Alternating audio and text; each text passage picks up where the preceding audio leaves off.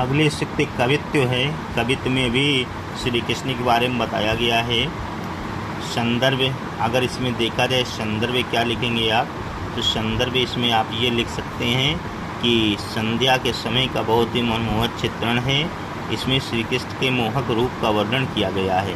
जैसे कह रहे हैं, गोरज बिराजे भाल लही लही वनमाल, आगे गैया पाछे ग्वाल गावे में दुबानरी, तैसी धुनी अबासुरी की मधुर मधुर जैसी, बग चितवत मंद मंद मुस्कानरी, कदम बिटब के निकट तटनी के तट, अटा चढ़ी जाई प्रीत फट फैरारी, रस बरसा में तन तपत बुझावे नैन, प्राणी रिजावे वह आवे रसखानरी। इसमें बता रहे हैं कि एक सखी दूसरी सखी को बता रही है कि गोरज बिराजे भाले लई लई वनमाल, की संध्या का समय है। क्यों संध्या का समय क्यों है? कहीं संध्या का चित्रण नहीं है। कह रहा गोरज बिराजे, जो गायों की रज है, जो गायों के चरणों की धूल है, वो संध्या के समय ही देखने को मिलती है, क्योंकि गाय चर कर खेतों में संध्या को ही वापसी आती है। इसीलिए संध्या के समय का चित्रण बताया गया है कि श्री कृष्ण जो है वो गायों को चरा करके वन से घर लौट रहे हैं और इनके मस्तक पर गायों के पैरों से उड़ी हुई जो धूल है वो शोभायमान हो रही है।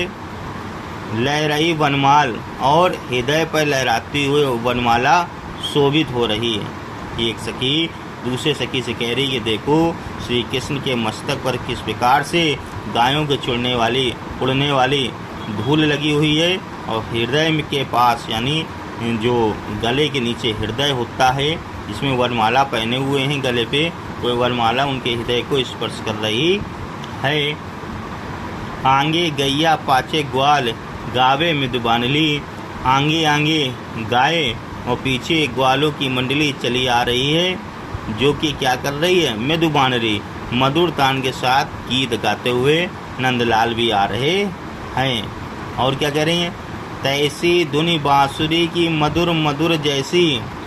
और आगे गोपी कह रही है कि उनकी माधुरी की, उनकी जो मधुर ध्वनि है बांसुरी की, वो बहुत ही सुंदर है। कह रहे ना, तैसी धुनी बांसुरी की मधुर मधुर जैसी उनकी बांसुरी की मधुर मधुर ध्वनि है, उससे भी अधिक मधुर बग चितवत मंद मंद मुस्कानरी, वह जो टेढ़ी दृष्टि के साथ में मंद मंद मुस्कान भी करते हैं, वह उससे भी अधिक मधुर है।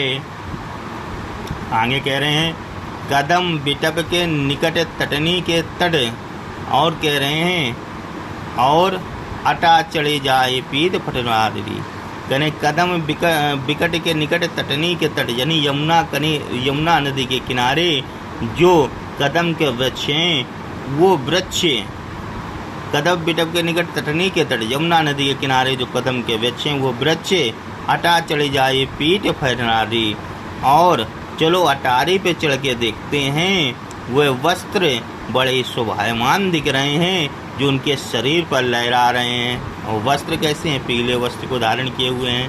कह रहे हैं, कदम बिटप के निकट तटनी के तट, अटा चढ़ी जाए पीठ फटनारी, चलो अटारी पे चढ़ के देखते हैं, यमुना तट के किनारे जो कदम के पेड़ के बीच में श्री कृष्ण जा रहे हैं और पीले वस्त्र को धारण किए हुए हैं, वो वस्त्र और यमुना कदम के पेड़ के कारण वे बहुत ही शोभायमान लग रहे हैं, बहुत ही सुंदर लग रहे हैं। आगे कह रहे हैं, रस बरसावे तन तपत बुझावे नयन, कह रहे हैं सखी, ये आनंद रस की खान श्री कृष्ण वन से जो आ रहे हैं, ऐसा लग रहा है जैसे रस वर्षा में, यानी रसों की वर्षा कर रहे हैं।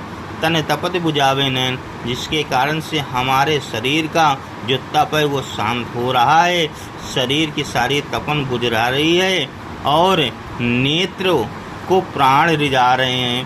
कह रहे हैं, बुझावे नैन प्राण ही रिझावे वह आवे रसकानरी, और नैनों में एक नए प्राण का संचार हो रहा है, ऐसा लग रहा है। अब अगर देखा जाए तो इसका अर्थ भी इसी तरीके से का बताया।